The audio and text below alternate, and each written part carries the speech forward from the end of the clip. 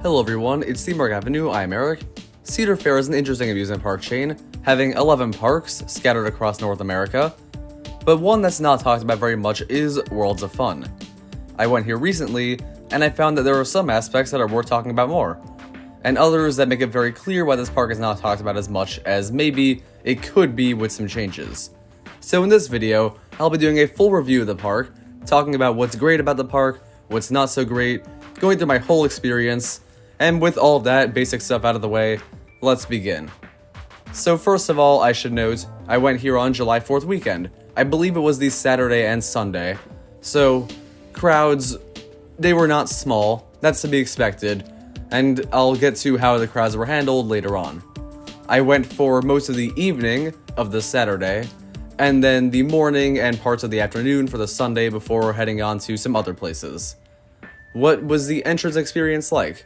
While driving up to the park, I thoroughly enjoyed the fact that Mamba kind of runs around the perimeter, and you will be most likely driving by the main turnaround part as you go toward the entrance of the park. I like that, it looks great, and you'll also drive by Patriot, another one of the major rides in the park, and that's all well and good. Getting into the park, it was a little confusing. They have a lot of blockades that kind of limit your exit access, but it's not anything crazy terrible.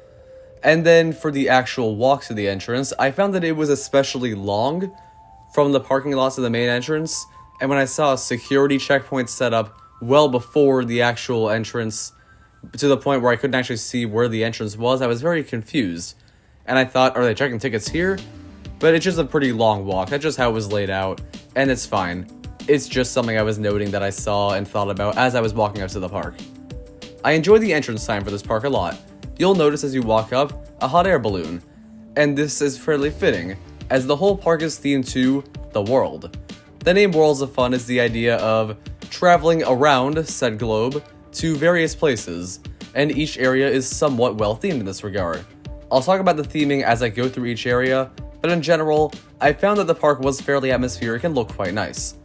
So this is very enjoyable. Walking in, we get to the left. There's a Scandinavia area that is mostly kids' rides, nothing especially outstanding there, but the rides did look pretty good, so they do a good job with that sort of Viking theme. The main area we were trying to go to was Africa. Africa has some of the most significant rides in the park. The most well-known at this point probably, frankly, being Zambezi Zinger, a brand new for 2023 wooden coaster using GCI's Titan track, a steel track that allows for a spiral lift hill on a wooden ride. Very interesting, of course. And I unfortunately did not get the chance to ride this early on in that night because the line was extremely long. It was certainly well over an hour, and while I definitely wanted to get this ride because it was not only new but also a fairly interesting looking family coaster to me, I definitely thought it'd be better to come back later or after I know and I gotten on most of the other stuff. So I head over to Prowler. Prowler's just a little further back, and unfortunately, the ride broke down as we got to it. So not the best start, but walking through that Africa area, I'll say I thoroughly enjoyed the hedge animals. There were giraffes, elephants, and other similar ones, and the music playing was very solid. It worked well with the area, and while it definitely does not match the atmosphere of a Busch Gardens Tampa themed area, for example, it looked nice and had its own charm. And there was an abundance of trees, which is one major plus I'm going to give in general for the park. Most of the park is incredibly well landscaped, and the abundance of trees means an abundance of shade, which is very nice on days, especially like the one I went, where it was well over 100 for the majority of my time. Not every area is especially well shaded, I have a few I'll get to at a certain point, but those that were, really were, and I definitely appreciate the park for focusing on that aspect of the guest experience. There was also a Vekoma boomerang in this area, right next to Zambezi Zinger, and we did not go on that on the first day. I wrote it later on, I'll get to that. So after a good half hour being in the park, I have not gotten anything, which is unfortunate, but we head over to Mamba, which has recently reopened from a breakdown, so that works out. And Mamba, while there were plenty of people in front of us, moved quite efficiently in terms of operations. Mamba definitely had some of the strongest dispatches in the park, moving the trains out fairly quickly, running 2 trains on the track. It all moved pretty well. And the ride itself was a great start to the day. Mamba is an awesome ride. I think the Morgan Hypers tend to get a lot of flack outside of Phantom's Revenge at Kennywood, but I think this one in particular is overlooked. The first drop is certainly not the most spectacular of hypercoasters, but there is airtime galore, and the main turnaround is incredibly intense. Not to mention, on all of my rides on Mamba, there was a sprinkler running, so there's a weird splash effect, I guess I'll call it, that happens during this hypercoaster.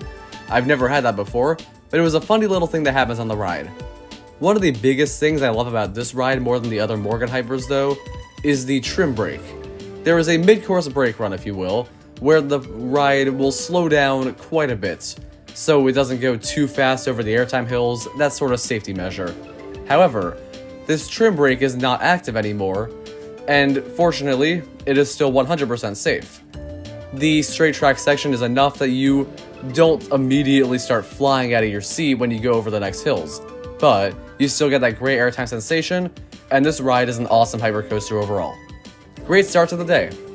So now that we're in this Egypt area, which by the way I will note, I find it weird that Egypt is a separate area from Africa, but I guess it's alright. This area looks nice anyway. But in this area we decided to hit all of the other rides there, and not really actually, we skipped the river rapids and we didn't end up going on anything else in that area. We head over to the United States themed area that I do not remember the name of off the top of my head. But there were a few rides here of note. There's Timberwolf, a old and presumably rough wooden roller coaster that was closed the entirety of my visit, both the first and second day.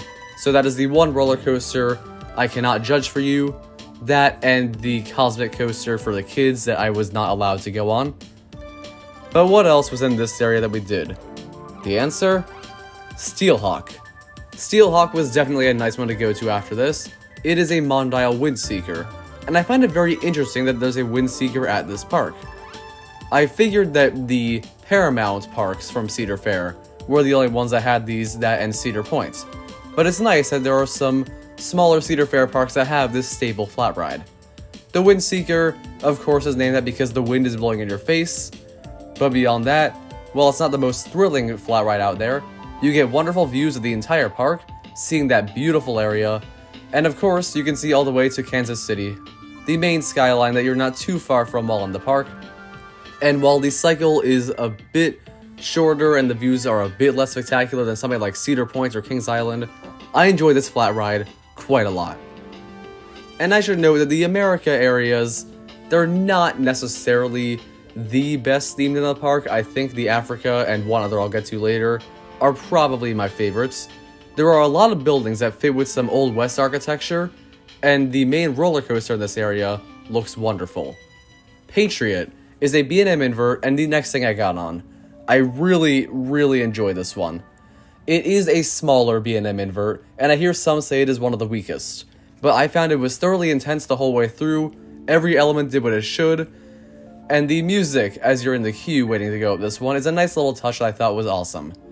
I definitely like this one a lot, and even though the operations were abysmal for a B&M invert, and that's something I guess I should get to right now, it was still a great ride. But as I was saying, the operations. This park has probably the worst operations in the Cedar Fair chain besides Michigan's Adventure. It's unfortunate because I feel that is the main thing holding this park back. I mentioned Mamba being good, which is very nice, but Zambezi Zinger's consistent line should not be happening, frankly, in my opinion. It just was not loading very quickly at all on either of my days. The same goes for most of the other rides. Steelhawk had the worst operations of any Windseeker for sure. Spinning Dragon's a spinning coaster, which is another ride I'll talk about a little later, but that one also had very bad operations. And even the drop tower, heck even the train ride, everything was taking a really long time to load, abnormally so for these similar types of rides in other parks. I think the worst were probably Spinning Dragons and Zambezi Zinger, but I guess there is one other thing I should note, and that is, later that night, it's now dark and it's leading up to the fireworks show, we get over to Prowler. Prowler has no line, primarily because these operations are spectacular. Prowler was absolutely flying, sending the trains out one by one, running two at a time. The line never got more than 10 minutes when I was there, and this is amazing. If every ride was operated like Prowler and Mamba, the operations here would be really good. But unfortunately, the amount of closures, which does also apply to Prowler and Mamba unfortunately, along with these slow dispatches, means you'll spend a lot more time waiting in lines than you would proportionate to the amount of guests at pretty much any other Cedar Fair park. But now we can talk about Prowler itself. Prowler is easily my favorite roller coaster in the park. It's one of the best wooden coasters I've ever been on. It is spectacular.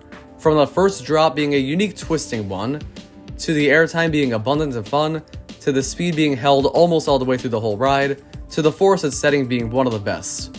It is a spectacular GCI ride, and certainly the star attraction of the park for me, even with Mamba and Patriot also being great additions to a top 3, and frankly an underrated top 3 in the Cedar Fair chain. And Prowler was a nice way to end out the night in terms of rides at this great park. We get to see the fireworks, and it's 4th of July, and there's a drone show, and it's all very good. We go back the next day in the morning, and what new thoughts do I have? Well, we ran to Zambezi Zinger at rope drop, and thank God. The line immediately filled up to the same length as the hour-long Houston the day before. I could not believe it. Zambezi Zinger's line does not die down, from my experience. You have to get there immediately if you don't want to wait a long time. So, how is the ride itself? Unfortunately, I don't think it's really all that great. I found it was quite rattly and jerky, and not the most enjoyable for a family-based wooden coaster especially. There were some moments of thrill for sure, and for a family coaster it does that well, but I found the jarring roughness to be something that I couldn't tolerate as well as some other even classic wooden coasters. So the best part of the ride for me, frankly, is the spiral lift hill and first drop. And frankly, I would not recommend waiting the hour line you're probably gonna have for this. I'd say no more than a half hour for this, unless you have a lot of time to spare. But we go back to Prowler, go back to Mamba, we ride the drop tower detonator, which is a very surprising one, frankly.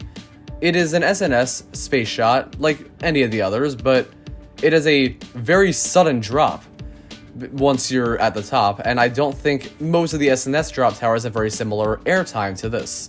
The weightlessness you get is something spectacular, and I very much enjoy this drop tower more than the others by the same manufacturer. And there is another ride that's another fun flat ride, but it has its flaws. There's a ride called Cyclone Sam's. It's an indoor spinning ride. I don't know the exact model, but it's a very weird one. They have strobe lights and neon glow-in-the-dark animals with the lights all turned off, and I guess the idea is a farmer creating a tornado.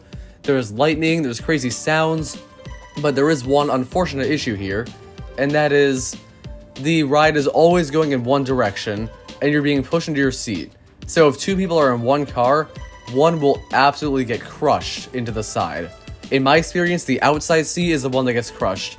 So if you have little kids, have them sit on the inside seat. But what else is there to say about Cyclone Sam's? The other thing is the operations. This had the worst operations in the park. I waited through 2 cycles before I was on, and that does not sound too bad. For Prowler, 2 cycles is a 5-minute wait, tops. For this, it was a nearly 30-minute wait to get on. I do understand that it is one thing running with fairly low capacity, but they did not need to take as long as they did just to load the car. And I think that's one of the main areas of improvement the park really could use. So after this, we re-ride Patriot and Steelhawk and have fun with that, and then we ride Spinning Dragons as the final ride before leaving. I do like the way this ride looks. The Pandemonium clones are fun spinning coasters, of course. Gerstlauer made some pretty good ones, and I like the lake it has in the center, and the general theme of this East Asia area is good. I believe it used to be named something a little less appropriate, but the area is nice. You have shrines and lanterns galore, and they do a very solid job. It's not the most mind-blowing immersion, something you're gonna get at a Disney or Universal park, but it looks nice, and I don't need too much more than that. Landscaping is good, of course. Unfortunately, there is no shade in this queue. That is a big issue I had, and because they were running 1 train on the whole ride, odd since I feel like 2 and 3 is more common for this sort of ride, with 2 or 3 on the track at one time, this would only run 1, and the moment that one was done, maybe the next cycle will start, but unfortunately, It's similar to Mad Mouse operations at Michigan's Adventure. Not as bad, but not great. Fortunately, I got a very unbalanced car for this ride, so the spinning was crazy. If you're up for that, this is absolutely your ride. I think you will thoroughly enjoy this one. And overall, it's a very nice one to have. A good family coaster, not the best of the best out there, but still a strong ride to end it out on. And those are probably going to be all of my general thoughts for Worlds of Fun. So, is it a great park? It's hard to say. There are elements I love. The top 3 is spectacular. You have a great wooden coaster, a great hyper coaster, and a great B&M invert. That's awesome. But unfortunately, there are issues. The main one being the lack of depth, because it is a smaller Cedar Fair park. But of course, that one is kind of harder to control. What is easier to control is management and operations. I think if there were less closures consistently, and less operation issues, this one could be more of a mid-tier Cedar Fair park instead of the somewhat lower one it is. It is kind of mid-low tier, I don't know how to describe it for sure. It ranks 8th out of 11 for me, but I think it really could be 7 with some changes. The best roller coasters are awesome, the appearance is one of the best in the chain, there is plenty to enjoy. I had a great time here, but looking back, there are certainly some things I wish were handled a little better in the park, and I know part of it is I went on a crowded experience, but I got on everything I wanted, so it was not as much, it's such a long line, I hate this, as this isn't really how it has to be. This line could be shorter, and I think in the future, given some of the investment going into Worlds of Fun, this will become a more respected park. Maybe some new investments are going to make it even better, and who knows, perhaps someday this will be one of the best Cedar Fair parks. However, for now, I'm going to call it the almost great Cedar Fair park. It's almost up there with the stuff such as California's Great America and King's Dominion and Knott's Berry Farm. Those are all very different parks, but for my subjective view, it's almost like California's Great America per se. But I think it needs a little bit of improvement in those certain aspects I was talking about. But for the overall ride lineup, I think it already contends, and the appearance kind of beats it. So I have high hopes for this park in the future, and I do recommend you visit if you get the chance. Just make sure you get the Zambezi Zinger early on. And thank you for watching, I hope you enjoyed this video. Subscribe for more theme park content, I'll see you next time.